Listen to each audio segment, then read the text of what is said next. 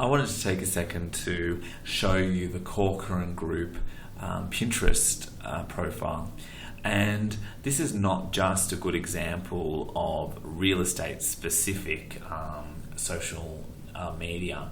This profile on Pinterest is really one of the best Pinterest profiles that I've seen. It is very, very, very much worth exploring this profile yourself. So please click on the link and have a look through yourself, because there is way too many boards on here for me to show you all of them. But the way that Corcoran actually uses Pinterest is really amazing, and I want to show you some of the boards that they do.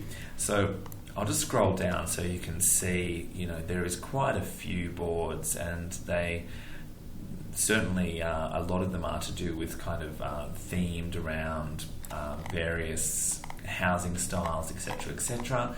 But recently they've actually changed some of the themes, and they're doing some more different things as well. So this one is a Corcoran board that's called Styles Exposed Bricks, and they actually use some of their very impressive properties to show how exposed bricks can look in homes, and at the same time they're actually advertising the properties, which is quite interesting. This is another one which is minimal. You can see very similar. They've got the picture, and then they've got the information on the house. Now you have to remember that if this property is sitting on the if this property is sitting on the market rather for some time, that people will actually share these pictures because they are very impressive properties, and it is actually a little bit of advertising for Corcoran. Now, this is one of the really impressive ways that Corcoran has used Pinterest, and this is what's known as a places board. So Corcoran has done this board, and it's called New York City Social Winter, and it's about things that you can do during winter in New York City. So you can scroll down the side here, and there are these pins for places, or you can explore the map on the right hand side. So I'll just zoom in. This one says there was 4. I can even go in closer here, and as you go into the map and click on places, it'll tell you what they are. So this is, it looks like it's a bar.